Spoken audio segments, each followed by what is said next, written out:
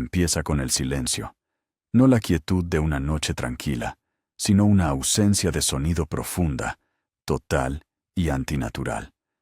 Estás dormido, pero tu subconsciente lo registra primero.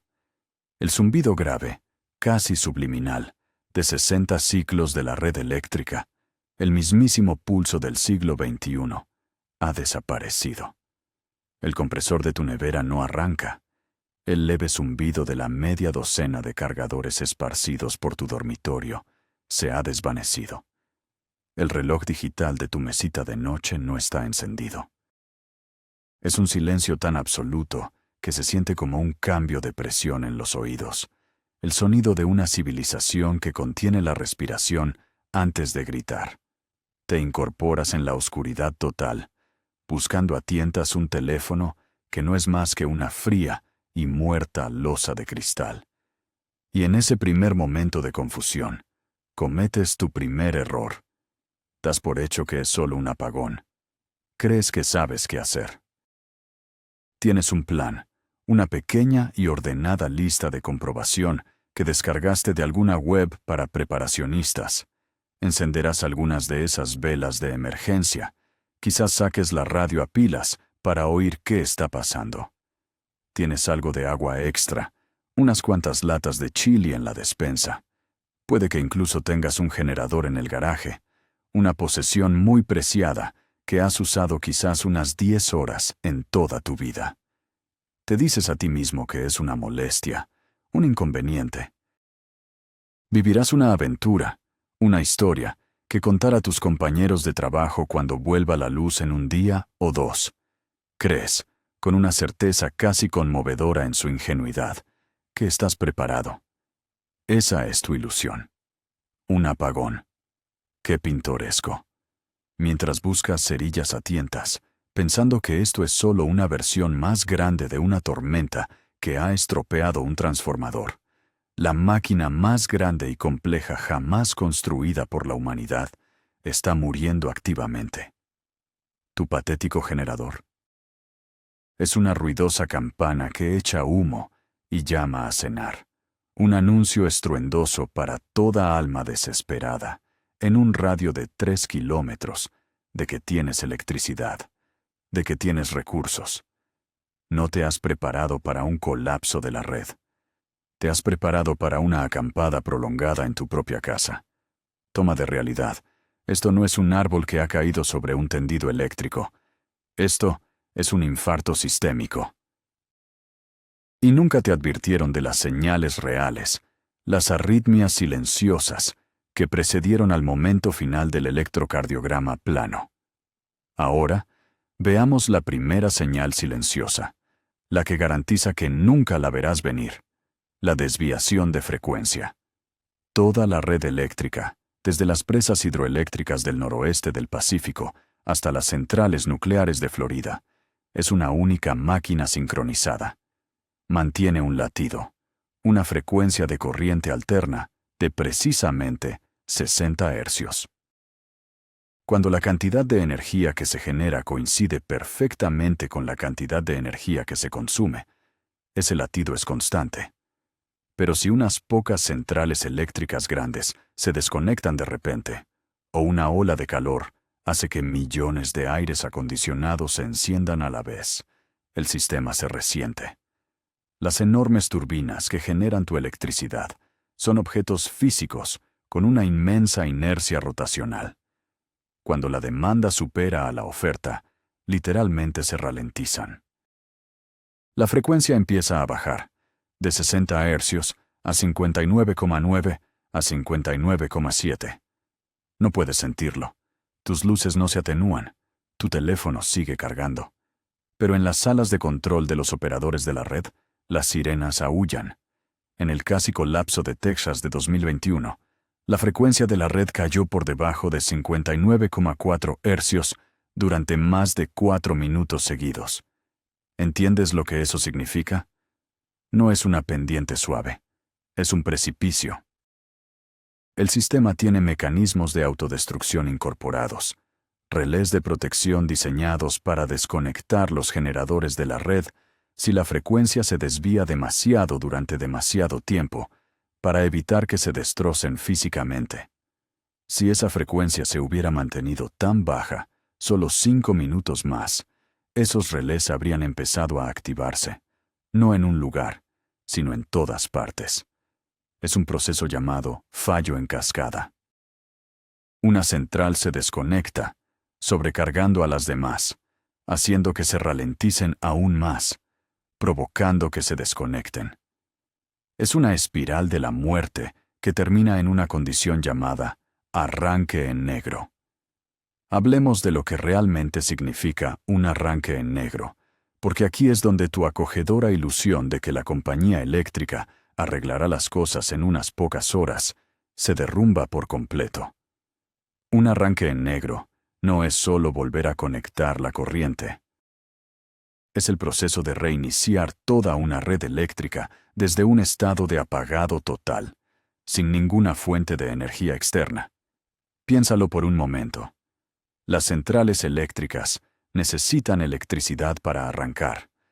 Necesitan electricidad para hacer funcionar los sistemas de control, para alimentar las bombas que introducen el combustible en las calderas, para poner en marcha los sistemas auxiliares que evitan que las enormes turbinas se hagan pedazos durante el arranque.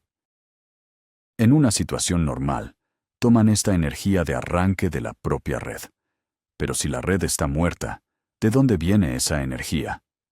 La respuesta es, de un número muy pequeño de centrales eléctricas, especialmente designadas, que tienen la capacidad de autoarrancar, generalmente presas hidroeléctricas o algunas centrales de gas natural, con generadores de respaldo propios. Estas centrales son como las palas de desfibrilador para la red. Se conectan primero, creando una diminuta y frágil isla de energía. Luego, con mucho cuidado, muy lentamente, empiezan a sincronizarse y a reiniciar otras centrales, una por una, expandiendo gradualmente la isla hasta que se restablece toda la red. Este proceso, en condiciones ideales y sin equipos dañados, lleva días, no horas. Días. Y eso si todo va a la perfección. Imagina que es el 5.º día. Tu generador escupió su último aliento el 3.er día. No pudiste conseguir más gasolina. Las bombas son eléctricas, un hecho que convenientemente olvidaste. El agua dejó de correr el 2.º día porque las bombas municipales requieren enormes cantidades de electricidad. Los inodoros de tu casa están llenos. El aire de tu casa está cargado con el olor a desechos y miedo. Pensabas que estarías escuchando la radio para enterarte de las novedades, pero todo lo que oyes es estática. Las torres de transmisión no tienen energía. La ilusión de una solución rápida ha desaparecido. El horror no es la oscuridad, es la creciente comprensión de la fragilidad que dabas por sentada. La verdadera solución nunca fue tener un generador más grande. Fue ver la señal antes del colapso. Se trata de entender que los informes de inestabilidad de la red u oscilaciones interárea en oscuros sitios de noticias sobre energía no son jerga técnica. Son los temblores antes del terremoto. La solución era tener un plan que no dependiera en absoluto de la red, ser autosuficiente no para un fin de semana, sino indefinidamente. Cuando ves el latido de la red vacilar, no te agazapas. Actúas, porque la ventana de oportunidad para llegar a un lugar verdaderamente seguro acaba de cerrarse de golpe. Ahora, vayamos a la segunda señal silenciosa, la que se disfraza de progreso. Ves los vastos campos de paneles solares y las gráciles turbinas eólicas girando en el horizonte, y sientes una sensación de seguridad. Energía verde, moderna, descentralizada. Piensas que esto hace la red más fuerte, menos dependiente de unas pocas centrales eléctricas monolíticas. Crees que estás presenciando el nacimiento de un sistema más resiliente. Esa es la ilusión, la historia que te han vendido. He aquí la burla. ¿Resiliente? Has reemplazado unos pocos caballos de batalla predecibles y robustos por millones de dispositivos electrónicos nerviosos y neuróticos que piensan igual. Miras una granja solar y ves un paraíso energético. Un ingeniero de redes ve un punto de fallo sincronizado. No has descentralizado tu fuente de energía, solo has creado una cadena de dominó digital que se extiende por cientos de kilómetros. Hablemos de la ciencia de los recursos basados en inversores. Una central eléctrica tradicional utiliza una enorme turbina giratoria para generar electricidad. Esta masa giratoria tiene inercia física, una poderosa fuerza estabilizadora para toda la red. Un panel solar o una turbina eólica no tienen inercia. Utilizan un inversor electrónico para convertir su energía de corriente continua en la energía de corriente alterna que usa la red. Es una pieza de hardware sofisticada programada para hacer una cosa por encima de todo: protegerse. Si detecta una perturbación en la red, una ligera caída de tensión, un fallo lejano, su programación le dice que se desconecte al instante para evitar daños. Ahora, imagina esto. Ocurre un fallo menor en algún lugar de la red. Un solo temblor. Pero cientos de granjas solares y eólicas, repartidas por una vasta región, sienten ese temblor en el mismo instante exacto. Y todas reaccionan como fueron programadas. Se desconectan. En unos pocos milisegundos, miles de megavatios de capacidad de generación pueden desaparecer de la red.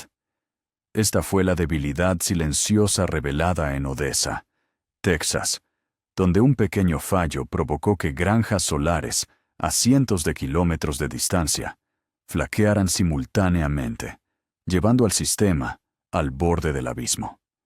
Esta pérdida repentina de energía crea una perturbación aún mayor, que a su vez provoca que más inversores se desconecten. Es una cascada, pero no es física. Es una plaga digital que se propaga casi a la velocidad de la luz. Esa es tu segunda señal silenciosa.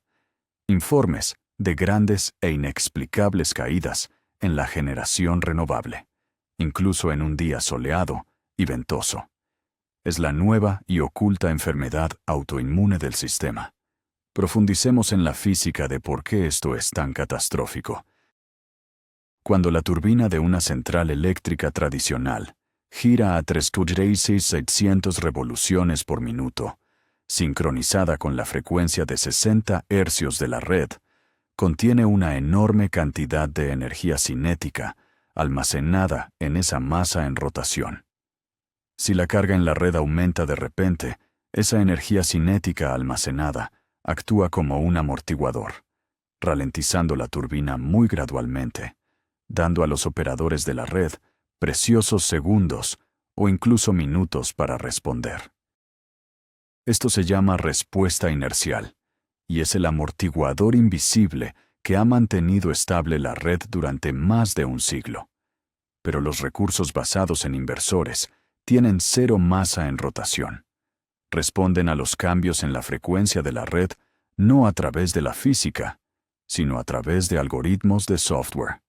Y el software se puede reprogramar, pero no puede proporcionar inercia. La red se está volviendo más ligera, más nerviosa, más propensa a oscilaciones violentas. Los operadores de la red están tratando de compensar programando estos inversores para que imiten la respuesta inercial, un concepto llamado inercia sintética, pero es una pálida imitación. Es como reemplazar los amortiguadores de tu coche con un programa informático que promete predecir los baches en la carretera. Podría funcionar en una autopista lisa, pero el primer bache que pilles a alta velocidad te hará castañetear los dientes. Imagina que es el día 30. Lograste salir de la ciudad. Estás en una zona rural, mirando una de esas enormes granjas solares, ahora silenciosas. El sol pega fuerte, los paneles relucen y no generan absolutamente nada de energía, porque no hay red con la que sus inversores puedan sincronizarse. No son más que hectáreas de inútil e inerte cristal y silicio. La promesa de la energía descentralizada era una mentira. Siempre dependió de la vieja red centralizada para proporcionar la frecuencia maestra, el director de la orquesta. Y ahora el director está muerto. La gente que pensaba que esta energía verde era su salvación, ahora se da cuenta de que ha sido engañada. Y están buscando a quién culpar. Están buscando a alguien que tiene algo que ellos no tienen. Y ven tu pequeña granja, con un hilillo de humo saliendo de tu chimenea. Ya no eres una persona. Eres un recurso. Toma de realidad. La independencia energética no proviene de un sistema conectado a la red. Proviene de una microred, verdaderamente aislada y autónoma. Significa tener tus propias baterías, tus propios inversores, y la capacidad de hacer un arranque en negro en tu propia casa. Significa que tú eres el operador de la red. Significa que entiendes que tu supervivencia no depende de cuánta energía puedes generar, sino de cuán inteligentemente puedes controlarla. Finalmente, llegamos a la tercera, y quizás más insidiosa, señal silenciosa: la lenta y progresiva decadencia de la propia máquina. Ves un camión de la compañía eléctrica y asumes que se está realizando mantenimiento. Pagas tu factura y las luces permanecen encendidas, por lo que crees que el sistema está sano. Confías en que hay un almacén en alguna parte, con todas las piezas de repuesto necesarias para mantener las luces encendidas para siempre. Esta es tu ilusión, nacida de toda una vida de comodidad aislada. La burla es esta: estás viviendo en un museo de tecnología del siglo XX, y los conservadores están recortando el presupuesto de mantenimiento. Ese camión que ves no está realizando una mejora. Está poniendo un parche sobre otro parche, tratando desesperadamente de evitar que una pieza de equipo de 70 años falle un día más. La red no es una máquina bien engrasada, es una antigüedad oxidada que funciona con tiempo prestado. Hablemos de la ciencia de la cadena de suministro. Específicamente, de los transformadores de gran potencia, o LPT. No son las latas en el poste de tu compañía eléctrica local. Son monstruos del tamaño de una casa, construidos a medida, que manejan los voltajes más altos. Son las válvulas cardíacas absolutas de la red. Hay muy pocos repuestos. El plazo de entrega para construir uno nuevo es de más de 1 año, a veces 2. Requieren acero y devanados de cobre especializados, y una fuerza laboral con habilidades que están desapareciendo rápidamente. La tercera señal silenciosa no está en las luces, está enterrada en los informes de adquisiciones de la industria y en los manifiestos de embarque. Son los plazos de entrega cada vez más largos para componentes críticos. Es la silenciosa canibalización de subestaciones viejas para obtener piezas para mantener en funcionamiento otras más críticas. Es la podredumbre sistémica de la que nunca oirás hablar en las noticias de la noche. El sistema se está devorando a sí mismo para seguir con vida. Examinemos la anatomía real de un transformador de gran potencia para que entiendas exactamente a qué te enfrentas. Estas máquinas pesan cientos de toneladas. El núcleo está hecho de miles de finas láminas de acero eléctrico de grano orientado, cuidadosamente apiladas y aisladas para minimizar la pérdida de energía por corrientes de Foucault. Alrededor de este núcleo hay enormes devanados de cobre o aluminio, tan gruesos como tu brazo, que transportan corrientes medidas en miles de amperios. Todo el conjunto está sumergido en decenas de miles de galones de aceite mineral, que sirve tanto como aislante eléctrico como refrigerante. Este aceite no es un aceite cualquiera. Debe tener propiedades dieléctricas controladas con precisión. No debe descomponerse a altas temperaturas y no debe producir gases inflamables al degradarse. El transformador está alojado en un tanque de acero con elaborados sistemas de refrigeración, pasatapas que permiten que las conexiones de alto voltaje atraviesen las paredes del tanque sin formar un arco eléctrico y sofisticados sistemas de monitoreo que rastrean la temperatura, la presión y los niveles de gas disuelto para detectar fallos incipientes. Estas máquinas no se producen en masa. Cada una es una creación a medida, diseñada para una subestación específica, con especificaciones que tardan meses en finalizarse. El proceso de fabricación lleva otro año o más, porque la precisión requerida es extraordinaria. Un solo error en el proceso de devanado, una sola contaminación en el aceite, y el transformador puede fallar catastróficamente, explotando con fuerza suficiente para arrasar todo en un radio de 30 metros. Ahora, esta es la señal silenciosa que debes entender. La edad promedio de los transformadores de gran potencia en la red de los Estados Unidos es de más de 40 años. Muchos tienen más de 60. Fueron diseñados para una vida útil de 30 años. Viven de tiempo prestado, mantenidos con componentes reacondicionados y oraciones. Cuando uno de estos transformadores falla, no puede ser reemplazado rápidamente. Si varios transformadores fallan simultáneamente, digamos, debido a una tormenta geomagnética de una llamarada solar, o un ataque físico coordinado, o simplemente la agrupación estadística de fallos relacionados con la edad, la red no solo se cae durante meses, posiblemente años, porque no hay forma de fabricar reemplazos tan rápido. Las fábricas que construyen estos transformadores están ubicadas en el extranjero, en Alemania, Corea del Sur, China. La cadena de suministro es global, frágil y depende por completo de una red eléctrica funcional para operar. Es una dependencia circular que garantiza un fallo catastrófico una vez que las fichas de dominó comienzan a caer.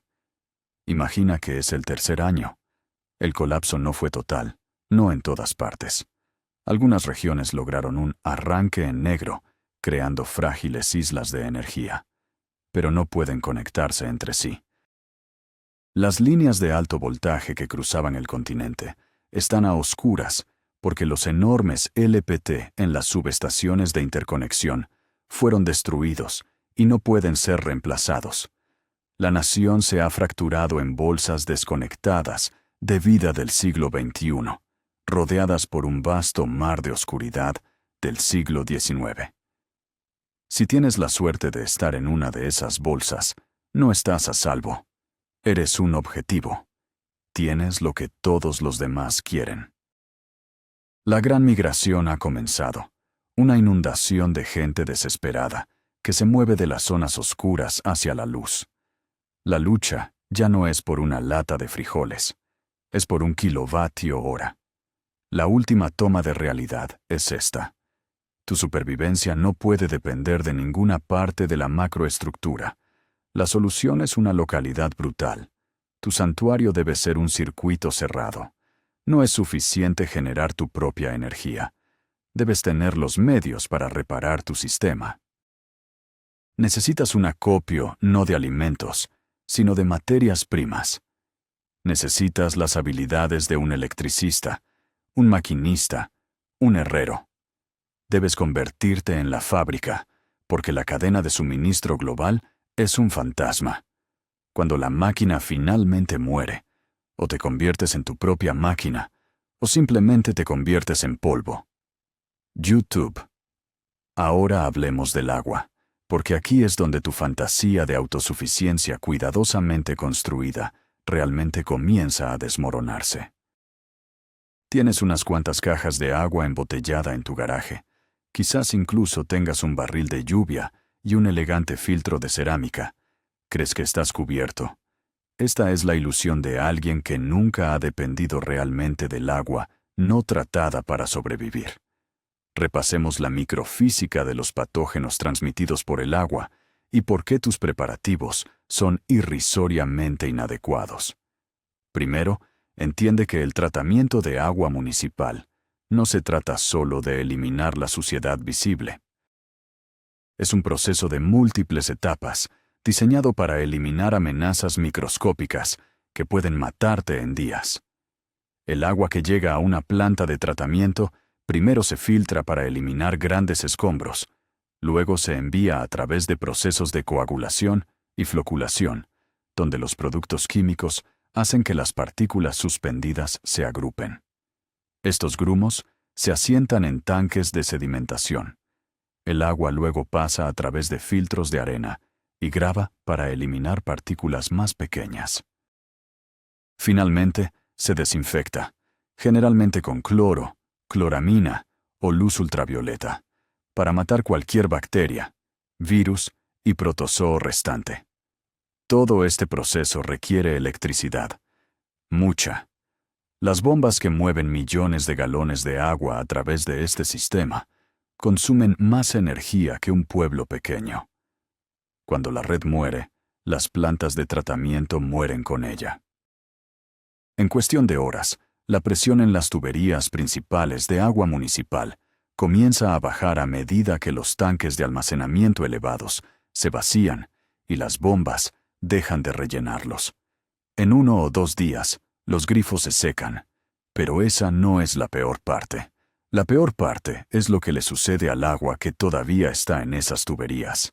Los sistemas de agua municipales no son entornos sellados y estériles. Tienen miles de puntos de conexión, válvulas y juntas por donde el agua subterránea puede filtrarse cuando la presión interna cae por debajo de la presión externa. Esto se llama retrosifonaje y es un escenario de pesadilla para la calidad del agua.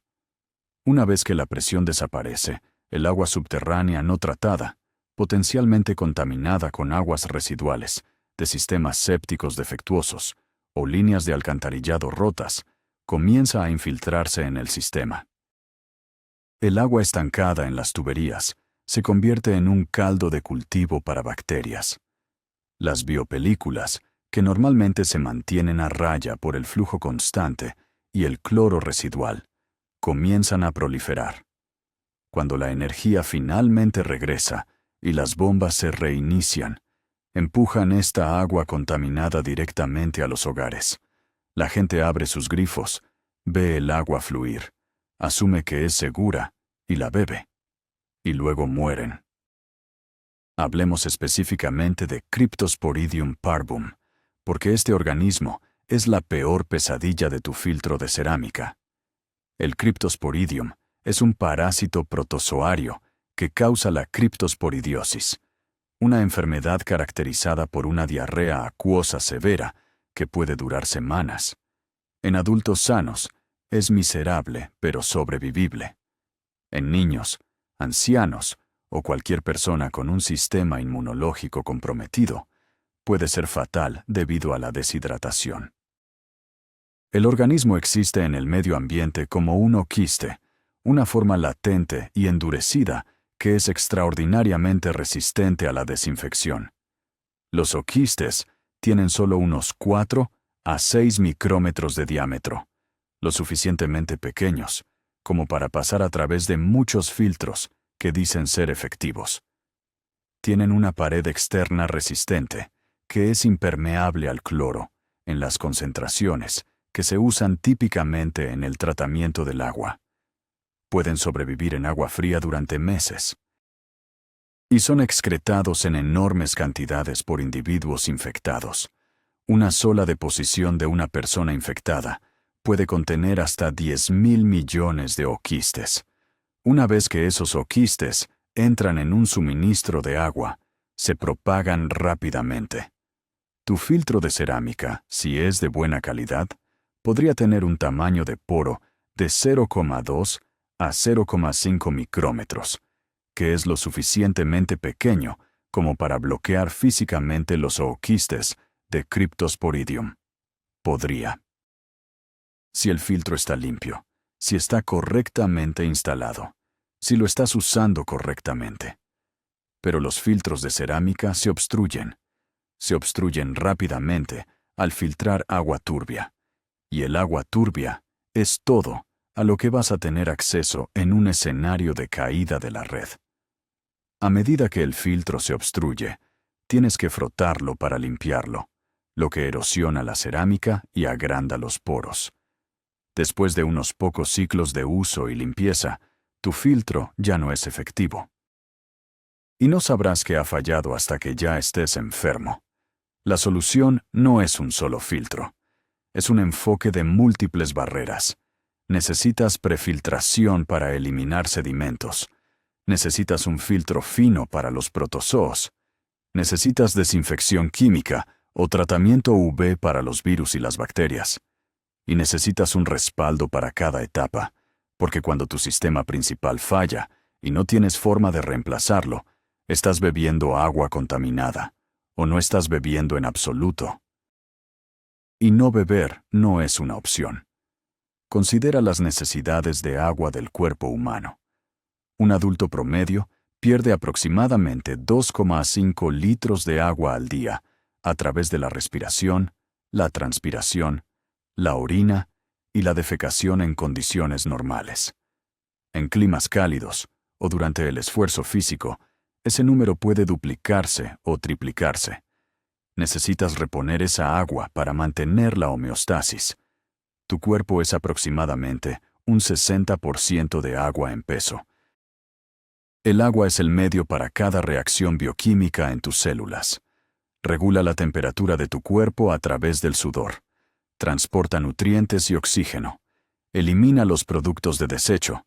Cuando te deshidratas, incluso en un pequeño porcentaje, tu rendimiento físico y cognitivo se degrada rápidamente. Con un 5% de deshidratación, experimentas mareos, fatiga y juicio alterado. Con un 10%, tienes espasmos musculares, pérdida de equilibrio y tu lengua se hincha. Con un 15%, es probable que estés inconsciente. Con un 20%, estás muerto. El proceso desde una deshidratación leve hasta la muerte puede tomar tan solo 3 días en condiciones adversas. Imagina que es el 7º día. Tus cajas de agua embotellada se acabaron hace mucho. Estás bebiendo de ese barril de lluvia, filtrándola a través de tu filtro de cerámica que ya has fregado 2 veces. El agua sabe bien, se ve clara. Te felicitas por tu previsión. En el 10º día, comienzan los calambres. Para el 11º día, estás experimentando diarrea explosiva cada hora. Estás perdiendo litros de líquido que no puedes reponer, porque el acto de beber más agua solo acelera el ciclo. Te estás deshidratando rápidamente. Tus labios se agrietan. Tus ojos se hunden en tu cráneo. Tu piel pierde su elasticidad. Estás muriendo, no por falta de agua, sino por beber agua que parecía perfectamente segura. La realidad de la situación es esta. El agua no es solo H2O, es un vector potencial para docenas de patógenos mortales, y no puedes determinar su seguridad a simple vista. La solución requiere conocimiento, no solo equipo. Necesitas entender la microbiología de las enfermedades transmitidas por el agua. Necesitas saber cómo desinfectar adecuadamente el agua usando calor, porque hervir con un hervor enérgico durante al menos 1 minuto matará todo, incluido el Cryptosporidium. Necesitas una fuente de calor de respaldo que no dependa de la red. Necesitas combustible para esa fuente de calor, y mucho. Necesitas recipientes que puedan soportar la ebullición repetida. Y necesitas la disciplina para tratar cada gota de agua que consumes, sin importar lo cansado que estés, sin importar cuánta sed tengas, porque un solo descuido, un solo momento de pensar que probablemente no pasará nada, es todo lo que se necesita. Y mientras mueres lentamente de sed, mirando un filtro de agua que te traicionó, tu estómago comienza a retorcerse. Crees que sabes lo que es el hambre. Crees que el hambre es esa sensación de gruñido que tienes cuando te saltas el almuerzo para terminar un informe. Eso no es hambre. Ese es el recordatorio cortés de tu cuerpo de que espera una entrega programada de glucosa. El hambre de verdad, del tipo que dicta el colapso de las civilizaciones, es una bestia completamente diferente. Es un imperativo biológico que anula todos los códigos morales que crees poseer. Tienes una despensa, dices, frijoles enlatados, arroz, quizás algunas comidas liofilizadas que compraste en oferta. Calculas que tienes suficientes calorías para 3 meses. Estás equivocado. Has hecho los cálculos para un cuerpo en reposo, un cuerpo sentado en una habitación con clima controlado, viendo Netflix. No has calculado el coste calórico de la supervivencia. Veamos la termodinámica de un cuerpo en crisis. Tu tasa metabólica basal, TMB, es la energía que quemas solo para mantener tu corazón latiendo y tus pulmones inflándose. Para un hombre promedio, eso es quizás 1800 calorías al día. Pero no estás durmiendo. Estás tiritando porque la calefacción está apagada. Tiritar es una contracción muscular involuntaria diseñada para generar calor, y es metabólicamente costoso. Puede triplicar tu tasa metabólica. Estás acarreando agua en cubos de 20 litros, cada uno pesando 18 kilos. Estás estresado, lo que hace que tus glándulas suprarrenales inunden tu sistema con cortisol y adrenalina, poniendo tu cuerpo en un estado constante de lucha o huida, que quema glucosa como un horno. En un escenario de caída de la red en invierno, tus necesidades calóricas no se quedan en 2000, se disparan a 4000, quizás 5000 calorías al día, solo para mantener el equilibrio térmico y realizar tareas básicas. ¿Ese suministro de arroz para 3 meses? Se acaba en 3 semanas. Y cuando se agota, no solo sientes hambre, comienzas a autocanibalizarte.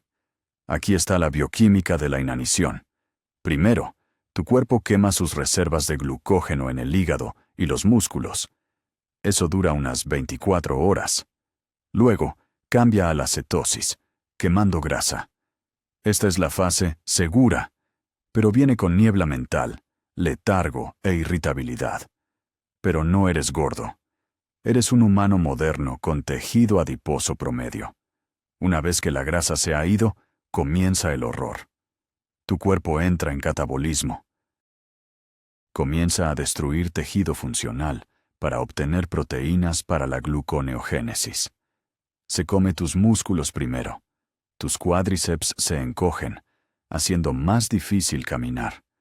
Luego va a por los músculos intercostales, entre tus costillas, haciendo más difícil respirar. Finalmente, ataca el propio músculo cardíaco. No mueres de hambre. Mueres de un paro cardíaco porque tu corazón se ha comido a sí mismo para mantener tu cerebro vivo un día más. Esta es la realidad biológica que tu pequeña hoja de cálculo no tuvo en cuenta. Pero seguramente, la ayuda está en camino. El gobierno tiene reservas. El ejército traerá comida. Esa es la máxima ilusión. Hablemos de la logística del sistema alimentario moderno. Es una obra maestra de eficiencia llamada entrega just in time. Los supermercados ya no tienen almacenes llenos de existencias. Lo que ves en los estantes es lo que tienen. Eso es aproximadamente 3 días de comida para la población local. Si las compras de pánico vacían los estantes, y lo harán en horas, la tienda es una caja vacía.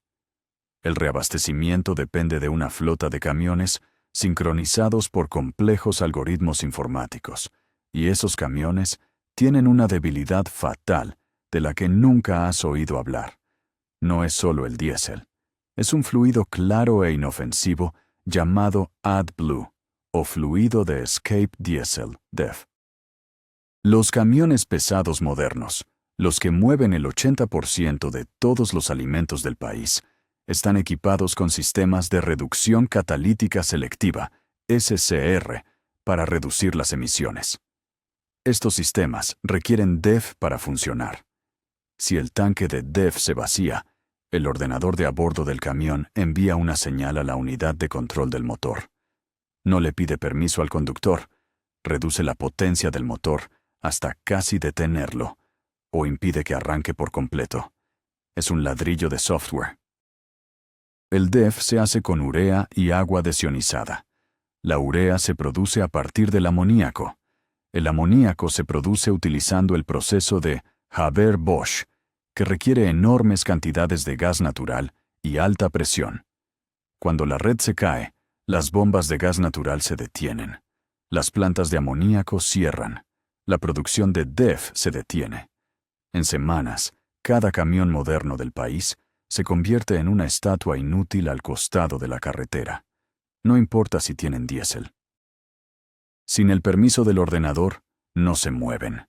La cadena de suministro no solo se ralentiza, sufre un bloqueo total e irrevocable. Imagina que es el día 20. Los supermercados fueron saqueados el segundo día. Los centros de distribución son fortalezas custodiadas por seguridad privada o bandas locales. Ahora eres un cazador-recolector en un páramo de hormigón. Miras a tus vecinos. No los ves como amigos, sino como competidores calóricos. Aquí es donde entra en juego el número de Dunbar. Los humanos están cognitivamente limitados a mantener relaciones sociales estables con unas 150 personas. En una sociedad funcional, las leyes y las instituciones nos permiten cooperar con millones de extraños. Confiamos en la moneda, la policía, el contrato. Cuando las instituciones desaparecen, nuestro círculo social se contrae bruscamente a ese límite biológico de 150. Cualquiera fuera de ese círculo ya no es un ciudadano, es una amenaza potencial. El contrato social no es una ley física, es una alucinación colectiva sostenida por la electricidad y las calorías baratas. Apaga las luces, quita la comida, y la alucinación se evapora. Ya no vives en una comunidad, vives en un territorio, y los territorios se defienden con violencia. Ahora, vamos a burlarnos de tu plan de jardinería. Cultivaré mi propia comida, dices. Compraste un paquete de semillas tradicionales. Tienes una pala. Crees que eres un granjero. Toma de realidad. La agricultura no es un pasatiempo. Es una ecuación brutal y calóricamente negativa para los no cualificados. ¿Conoces la proporción NPK de tu suelo? ¿Sabes cómo equilibrar el pH del suelo sin cal comprada en la tienda? ¿Sabes cómo identificar los primeros signos de la plaga? Probablemente no. Pero supongamos que sí. Supongamos que logras plantar un huerto.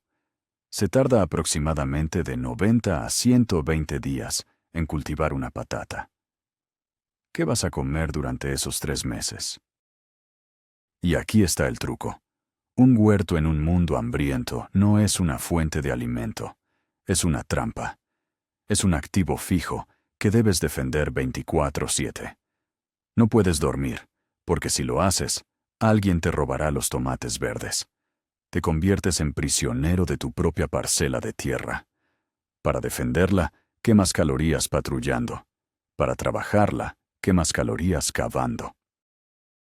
A menos que estés cultivando hectáreas con animales de tiro, que no tienes, probablemente quemarás más calorías cultivando la comida de las que la comida te proporcionará. Estás cavando lentamente tu propia tumba con una pala, participando en una batalla termodinámica perdida mientras te das palmaditas en la espalda por ser autosuficiente. ¿La solución? Es fea. No se trata de cultivar tomates. Se trata del almacenamiento a escala industrial y sin glamour de calorías densas y estables que no requieren preparación. Arroz blanco, granos de trigo, manteca, azúcar, artículos que duran décadas. Y se trata de la comunidad, no un grupo de Facebook, sino una tribu física de personas con habilidades complementarias que han entrenado juntas antes del colapso. Necesitas un médico, un mecánico, un experto en tácticas, un granjero, Necesitas un grupo lo suficientemente grande como para mantener un perímetro de seguridad de 24 horas y lo suficientemente pequeño como para alimentarlo. Si estás solo, estás muerto. Si sois una familia de 4, estáis muertos. Necesitas un clan. Y si no has construido ese clan antes de que se apaguen las luces, no lo construirás después. Después, solo eres botín. Pasemos al asesino silencioso que ha matado a más humanos que todas las guerras juntas. La higiene. Tienes un inodoro. Es un trono de porcelana, una maravilla de la ingeniería que se lleva tus desechos a un lugar mágico llamado lejos. Lo das por sentado. Cuando la red falla, las estaciones de bombeo que impulsan las aguas residuales contra la gravedad dejan de funcionar. Las plantas de tratamiento se detienen. Lejos deja de existir. Las aguas residuales retroceden. Suben por las alcantarillas. Suben por el desagüe de tu sótano. Pero eso es solo la fontanería. El verdadero problema es biológico. Los desechos humanos son un peligro biológico. 1 gramo de heces puede contener 10 millones de virus, 1 millón de bacterias, 1000 quistes de parásitos y 100 huevos de gusanos. Sin agua corriente para lavarte las manos, cada vez que vas al baño, te conviertes en un vector. Tocas un pomo de puerta, te tocas la cara, tocas tu comida. Las rutas de transmisión fecal-oral se restablecen con una velocidad aterradora. Cólera, tifus, disentería, hepatitis A no son enfermedades del pasado, son enfermedades del caos. Están esperando entre bastidores a que la infraestructura falle. Imagina que es el día 30. Has logrado encontrar agua. Tienes algo de comida, pero te rascaste una picadura de mosquito en la pierna. Solo un pequeño rasguño. En el viejo mundo, te lo lavarías con agua y jabón. Quizás te pondrías una pomada antibiótica. Pero estás racionando el agua, así que no te lo lavas bien. No tienes ropa limpia, así que tus pantalones sucios rozan contra él. Las bacterias en tu piel, Staphylococcus aureus, quizás SARM, entran en la herida. Sin antibióticos, la infección se propaga. Se convierte en celulitis. Tu pierna se hincha, se pone roja, caliente al tacto. Las bacterias entran en tu torrente sanguíneo. Se produce la sepsis. Desarrollas fiebre. Estás delirando. Y entonces, mueres. Mueres de un rasguño que un tubo de pomada de $5 podría haber curado. Esta es la realidad médica del colapso. Es el regreso de las viejas formas de morir. Infección. Parto. Apendicitis. Abscesos dentales. Cosas que consideramos inconvenientes se convierten en sentencias de muerte. La cadena de suministro farmacéutica es aún más frágil que la cadena alimentaria. La mayoría de los principios farmacéuticos activos, API, para nuestros antibióticos, medicamentos para el corazón e insulina, se fabrican en China e India. Esa cadena de suministro es larga, compleja y requiere control de temperatura. La insulina, por ejemplo, debe mantenerse refrigerada. En un escenario de caída de la red, el stock existente de insulina se degrada en semanas. Para un diabético tipo 1, el colapso no es un desafío de supervivencia. Es un reloj en cuenta atrás con un final conocido. La solución implica almacenar antibióticos para peces, que a menudo son los mismos que los humanos, un pequeño secreto sucio del mundo preparacionista. Aprender una higiene de campo que rivalice con la de un quirófano, y entender que en este nuevo mundo, la prevención es la única medicina que tienes. Si te enfermas, no vas al médico, vas a la tumba. Ahora, consideremos la desintegración psicológica. Somos criaturas de ritmo. Nuestros ritmos circadianos están sincronizados por la luz artificial. Nos quedamos despiertos hasta tarde, nos despertamos con alarmas. Cuando la red se cae, las noches se vuelven absolutas. La oscuridad es pesada, sofocante. El silencio solo se rompe por los sonidos del peligro. El sueño se fragmenta.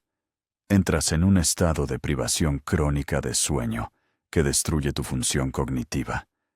Te vuelves paranoico. Empiezas a alucinar. El coste psicológico de vivir en un mundo sin luz, sin información, sin seguridad, rompe a la gente mucho antes que el hambre. Se rinden. Se sientan y se niegan a moverse. Se llama muerte psicógena o síndrome de resignación. Es una condición fisiológica real, donde la voluntad de vivir simplemente se evapora y el corazón se detiene. Tienes que preparar tu mente tanto como tu despensa. Tienes que endurecer tu psicología contra la desesperación que llega cuando la pantalla se vuelve negra y nunca más se ilumina.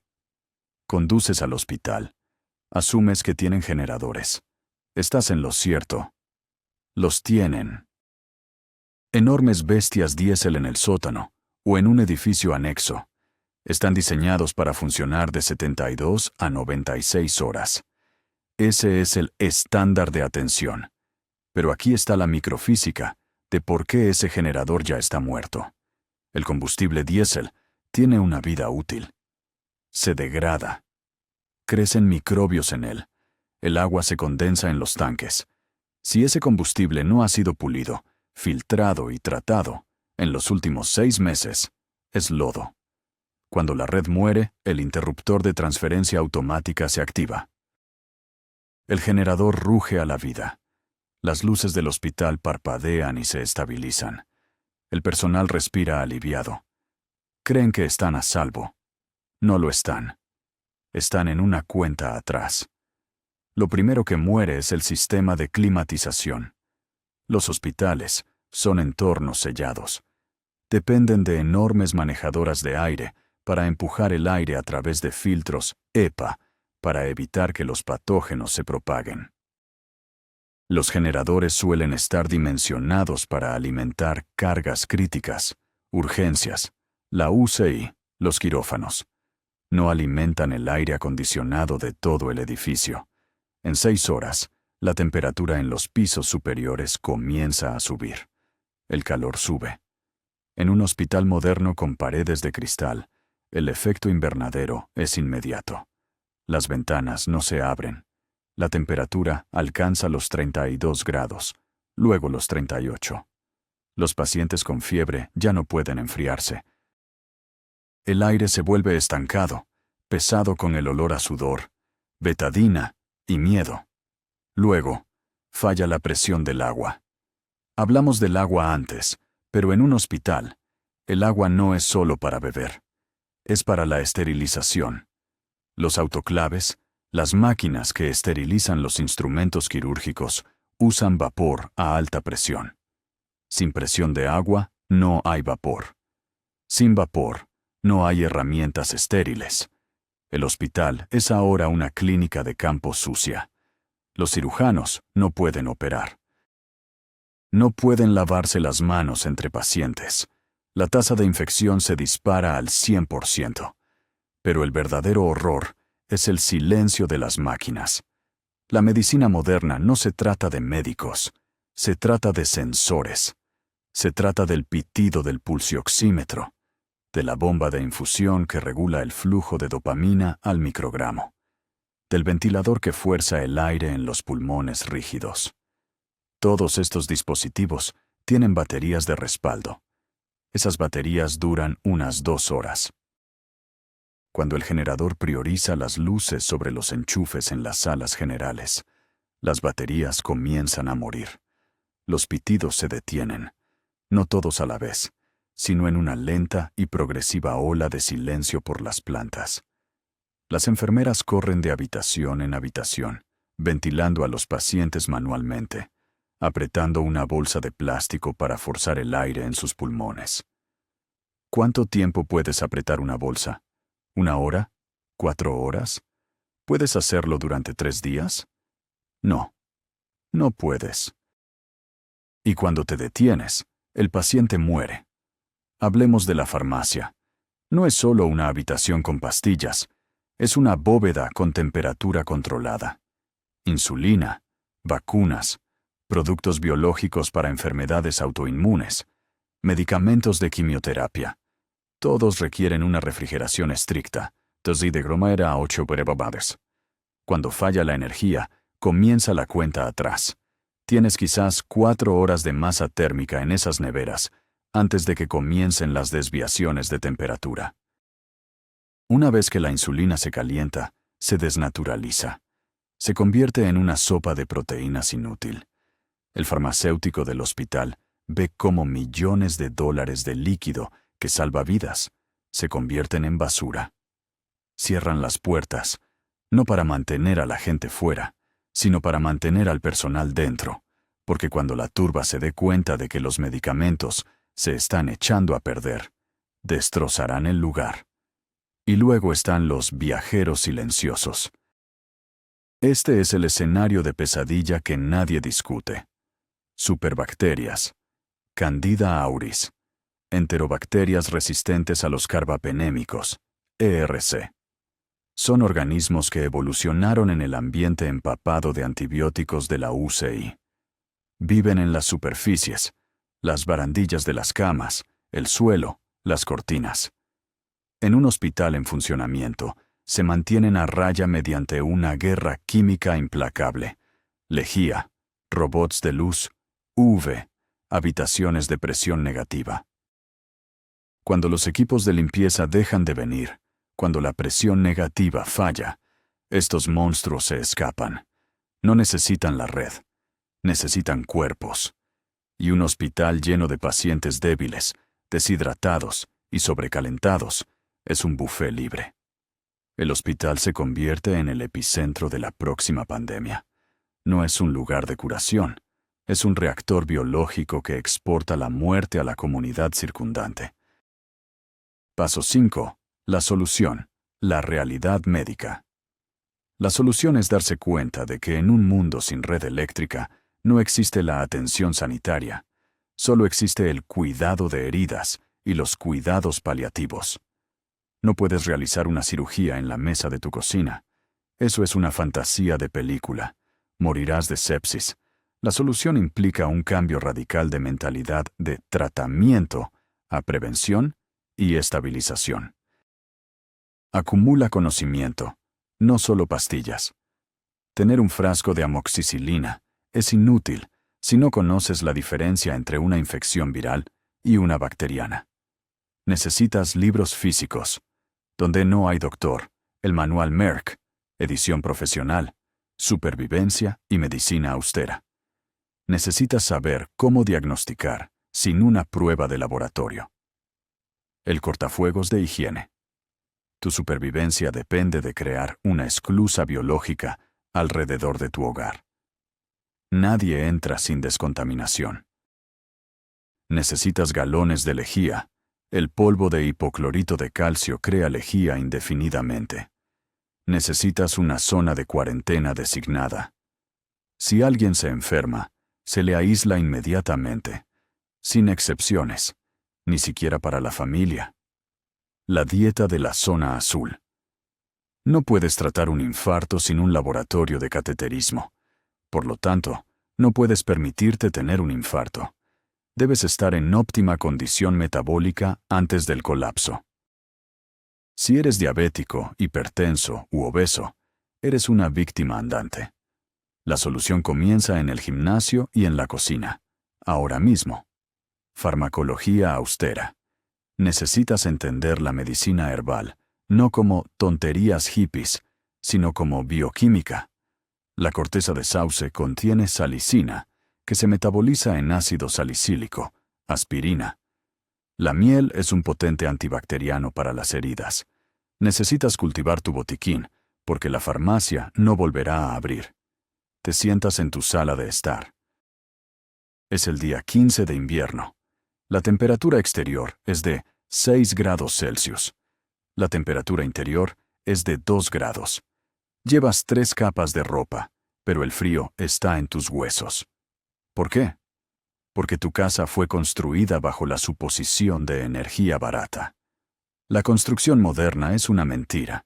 Construimos casas herméticas para ahorrar energía, pero dependemos de sistemas de climatización activos para intercambiar el aire.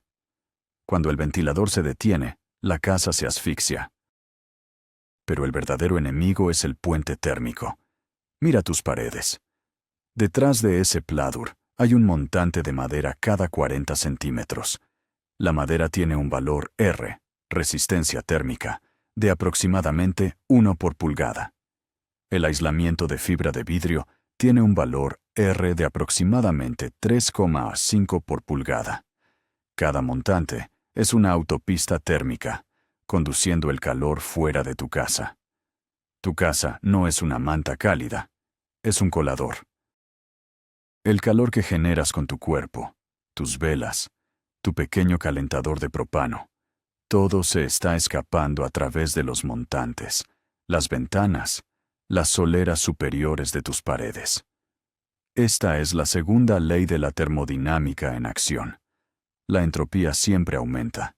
El calor se mueve hacia el frío. Estás luchando contra el universo, y el universo tiene más paciencia que tú. Y luego viene la humedad. Los humanos exhalan aproximadamente 1 litro de vapor de agua al día. Hierves agua. Sudas. En una casa fría, esa humedad alcanza el punto de rocío dentro de tus paredes. Se condensa. Tu aislamiento se moja. El aislamiento mojado tiene un valor R de 0. Es como llevar una camiseta mojada en una ventisca. Luego viene el moho. Moho negro. Stachybotrys chartarum. Libera micotoxinas que son neurotóxicas. Estás tosiendo, tus ojos sangran, estás confundido. Crees que es la gripe. Es tu casa tratando de matarte. ¿La solución? Dejas de intentar calentar la casa. Calientas el microambiente. Montas una tienda de campaña dentro de tu sala de estar. Aíslas la tienda con mantas. Reduces el volumen que necesitas calentar de 560 metros cúbicos a 5,6 metros cúbicos. Abrazas el concepto del nido humano. Dormís juntos, compartiendo el calor corporal. Os convertís en calentadores biológicos el uno para el otro. Es primitivo, es indigno, y es la única forma de sobrevivir sin quemar tu casa con un fuego interior inseguro. Ahora, hablemos del asesino silencioso de los suburbios, el monóxido de carbono, CO. Estás desesperado, metes la parrilla de carbón dentro, enciendes el generador en el garaje adjunto, piensas, solo abriré una ventana un poco. Déjame explicarte la afinidad de la hemoglobina. A tus glóbulos rojos les encanta el oxígeno, lo recogen en tus pulmones y lo llevan a tu cerebro. Pero les encanta el monóxido de carbono 200 veces más. Si hay CO en el aire, tu hemoglobina lo agarrará y nunca lo soltará. Forma carboxihemoglobina. Bloquea el transporte de oxígeno permanentemente. No te ahogas, no jadeas, simplemente te da sueño. Tu cara se pone de un rojo cereza. Te acuestas para una siesta y nunca te despiertas. Es la muerte silenciosa. Y en el primer mes del colapso, matará a más gente que la inanición. La solución no es un detector. La batería de ese detector está muerta. La solución es una disciplina rígida. Ninguna combustión dentro del recinto. Punto. Si necesitas calor, calientas rocas en un fuego afuera y las metes dentro. Usas la física, no el fuego. Hemos cubierto el mundo físico. Ahora debemos enfrentarnos a la variable más peligrosa, el animal humano. Tienes un arma. Tienes munición. ¿Crees que eres John Wick? No lo eres. Eres un botín con patas. La mayor ilusión de la comunidad preparacionista es la fantasía del lobo solitario. Defenderé mi casa. ¿Contra quién? ¿Un solo ladrón? Claro. Pero no te enfrentas a un ladrón. Te enfrentas a una evolución táctica. Veamos la sociología del colapso. En la primera semana, la gente espera. Esta es la fase de desastre. Los vecinos ayudan a los vecinos, comparten comida, creen que la ayuda está en camino. En la segunda semana se dan cuenta. La ayuda no va a llegar. Esta es la fase de concienciación. Se deja de compartir. Las puertas se cierran con llave. En la tercera semana, llega el hambre. Esta es la fase de desesperación. La gente buena hace cosas malas para alimentar a sus hijos. Para la cuarta semana, los débiles han muerto o han sido victimizados. Los supervivientes se están endureciendo. Esta es la fase depredadora. Se forman bandas, no bandas callejeras con colores, sino bandas pragmáticas. Ex policías, veteranos militares, el equipo de fútbol local, gente con organización, jerarquía y radios. No se limitan a derribar tu puerta, te observan. Usan el reconocimiento por fuego.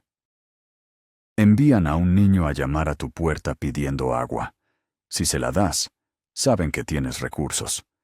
Si lo rechazas, saben que estás defendiendo algo. Pierdes de cualquier manera. La ciencia de la violencia se basa en la multiplicación de fuerza. Un grupo de 4 hombres con radios y un plan derrotará a un solo francotirador experto el 100% de las veces. Te suprimirán con fuego desde el frente, te flanquearán por el lado y te quemarán para que salgas. No quieren un tiroteo, eso arriesga lesiones. Quieren tus cosas, usarán el fuego como arma, prenderán fuego a tu tejado. Cuando salgas corriendo, te abaten. El horror psicológico de esta fase es la muerte de la empatía. Para sobrevivir, debes sufrir una herida moral. Debes dejar de ver a los extraños como humanos y empezar a verlos como amenazas. Debes estar dispuesto a usar la violencia de forma preventiva. Esto destruye el alma. Crea una sociedad de sociópatas. La señal silenciosa aquí no es un sonido, es la ausencia de niños jugando. Cuando las calles están vacías de niños, la fase depredadora ha comenzado. ¿La solución? No puedes ser un castillo. Debes ser un hombre gris. Pareces hambriento. Pareces pobre. Escondes tus recursos bajo tierra. No cocinas comida que huela. Nada de freír bacon. Hierves trigo a las 3 de la mañana. Usas cortinas opacas. Haces que tu casa parezca ya saqueada. Ventanas rotas, falsas. Basura en el césped. Quieres que los depredadores miren tu casa y digan, pérdida de tiempo. Y en última instancia, la solución vuelve a la tribu. Necesitas un puesto de escucha, PPO, a 1 kilómetro de distancia. Necesitas una alerta temprana. Necesitas una fuerza de reacción rápida, FR, de vecinos, que hayan practicado ejercicios de contraemboscada. Si esperas a que se rompa el cristal para coger tu rifle, ya estás muerto. La lucha se gana en la planificación, en las alianzas que formaste cuando las luces todavía estaban encendidas. Así que, aquí estamos. La red ha desaparecido. El silencio es permanente. Los débiles están muertos. Los fuertes están marcados. Estás vivo. Pero, ¿estás viviendo? Has sobrevivido a la física, la biología, la sociología. Te has convertido en una criatura del nuevo mundo. Un mundo de luz de velas y humo de leña. Un mundo donde un trozo de alambre de cobre vale más que un lingote de oro. Un mundo donde el mayor lujo no es un coche nuevo, sino una noche de sueño ininterrumpido. La última toma de realidad es esta. El colapso no fue un evento. Fue una transición. No perdimos la red. Regresamos al estado por defecto de la humanidad. Durante el 99,9% de nuestra historia, vivimos en la oscuridad. Vivimos con hambre. Vivimos con violencia. Los últimos 100 años de electricidad fueron un instante, un momentáneo sueño febril de comodidad. No vamos a volver a la edad de piedra. Vamos a volver a la realidad. La red era una jaula que mantenía a raya la oscuridad. Ahora la jaula está abierta y la oscuridad tiene hambre. ¿Estás preparado? No, no lo estás, pero has sido advertido.